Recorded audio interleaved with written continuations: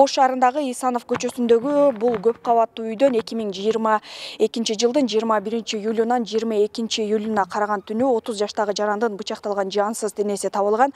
Ага шектүү катары ушул үйдөн качып бара жаткан 94-жылкы бала кармалган. Бүгүн шектүүнүн жакындары маалымат жыйын берип, негизинен ал жабырлануучу экенин айтып чыгышты. Адам өлүмүнө шектелип жаткан Ж уулу ээнин жакындары маалымат жыйын берип, бир катар нааразычылыктарын билдиришти. Алардын айтымында учурда шектүү катары убактылуу кармоо жайына алынган, жакынына куру доомат коюлууда. Каза болгон И.Д. аттуу жаран шектүү менен көчөдөн таанышып, алдоо жолу менен Батиреге алып барган деп жатат. Ал жерде суусундукка уктатуучу дары кошуп берип, ыплас аракеттер жасалганын кошумчалашты. Биринчиден менин энем алданууга кайрылган.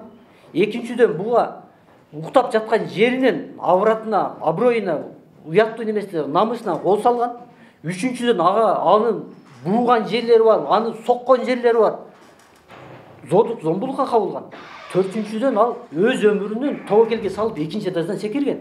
Эгерде менин энем ал жерде бир аз алсыз болуп, же бир жашыраак кыз, же жашыраак бала боло турган болгондо, аны жөн эле муздап ошондой кылып көмчү жерге көмүп койсо, мен каяктан табат элем? Төртөө болгон деп атат. Жериңиз менен кошо.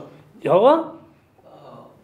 Жана зордукта атканда путунан кармап, башынан бирөө кармап, бирөөсү зордуктап, бирөөсү коридордо бирөө басып жүргөн деп атат. Окуя болгон жерде ыплас аракетке барып зордуктады делген И.Д. ашкана бычагынан алган жарааттан улам каза болгон. Анын өлүмүнө шектелип жаткан 29 жаштагы жарандын туугандары бул окуяга 4 адам катышып, бирок бир эле адамдын күнөөлүү болуп жатканына күмөндөнүшүүдө. Аталган кылмыш ишинде достору күнөөлүү болушу мүмкүн деп, алардын арасында каржылык жактан келишпестиктери болгон дешет. Өлүп калбайын деп качып чыкса, сен өлтүрдүң деп баламы тутуп алышып, баламын жеринде эч кан жок. Бычакта колдун изи жок чыгып атат берди. Эчтеке чыккан жок. Видеолорун коюп берди. Видеолордо мен балам такыр билбейт. Олар өздөрү сүйлөп, өздөрү нарактан уюшуп, таярлап анан көрсөтүп атат бизге. Мына 6 ай, мына 7 айга кетип атат. 7 ай дегенде биз козголуп атабыз. Мен инем айтып атат, мен ошентип өзүмү коргоп, наркы комнатага кирип кеткенимде нарактан патыр сатыр болуп атышкан бир үйрү менен. Бул жерде мен күнөөкөр болбойм, бирок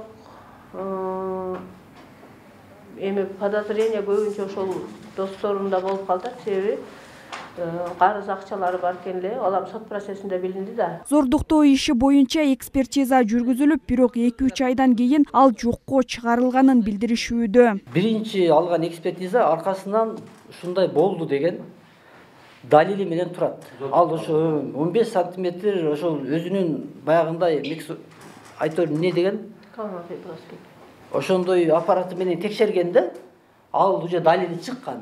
Бирок бул жерде 2,5 ай, 3 ай өткөндөн кийин кайра эле ошол соттук экспертизанын биринчисин жокко чыгарып туруп, бул жерде геморрой деген нерсени берип отурат. Мындан сырткары бул чырлуу окуяда 4 адам болгонуна карабай, бирөө гана камалганын, башкалары эркиндикте жүргөнүн айтышууда. Ошондой эле тергөөчүнү да бир жактуу караган деп айыптап жатышат. Үйдүн эгеси болгон главный үйдүн эгесин булар бошотуп коюп атпайбы? Бул жерде тергөөнүн, оперлердин, ошол жердеги жанагы үй учетто турган үй, педофилдердин учетунда турган болот. Муну оперлер прекрасно билген болот. Ушуну билип туруп, жаап жашырып туруп, жанагы үйдүн эгесин, ошол жерде болгон адамдардын бардыгын бошотуп туруп, бир мына элеманды мойнуна алдырып атат. Зордукта уруп, согуп туруп. Окуя болгон үйдүн ээси күбө болгон жаран маалымат берүүдөн баш тартты, бирок анын коңшусу төмөндөгүлөргө токтолду. Арыз Мамат менен Ислам пайда болушту. Анан дагы башталды пьянки, гулянки. Бирок эми тынбай күнүгө эмес, бирок тез болуп турат эле, чыгып турат элем.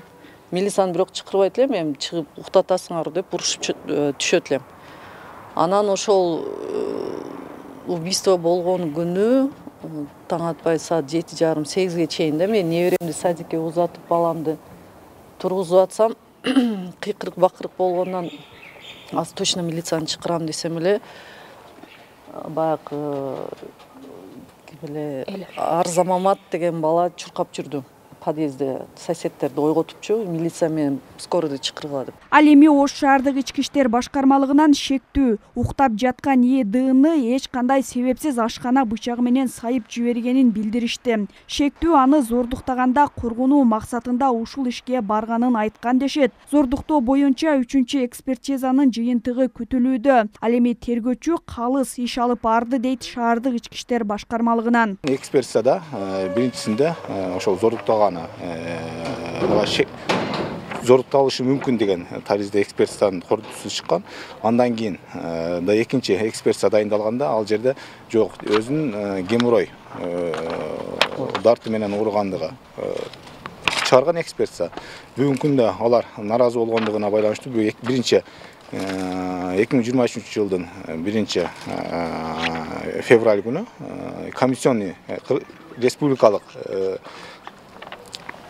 экспертизага өтүнүч менен кайрылган. Бүгүнкү күндө ал боюнча ошол экспертизанын корутундусунан кийин кошумча маалымат берилет. Шектүүнү камакта кармоонун мөөнөтү мартка чейин жылдырылган. Буга чейин 5 ирет сот болуп, учурда соттук териштирүү уланууда. Созулуп кеткенине адвокаттардын алмашканы себеп дейт. Азыркы карап аткан соттун өндүрүшүнө 2 ноябрда 2022 жылы кабыл алынган. Адвокаттарын алмаштырып айыпталуучу иш менен таныштырууга кайрадан убактысы кеткен үчүн, анан күбөлөрдү мурдагы суралган күбөлөрдү дагы кайра башынан процесстин жүрүшүндө суралган үчүн иш созуктурулуп калган. Шектүүнүн жакындары өлкө башчысы Садыр Жапаровго, УКМКнын төрагасы Камчыбек Ташиевге кайрылып, ушул иштин мыйзамдуу тергелишин, каза болгон жаранды ким өлтүргөнүн таап берүүсүн суранышууда. Заягүл Болот кызы, Асылбек Турдалиев, Бейтарап, Ош шаары.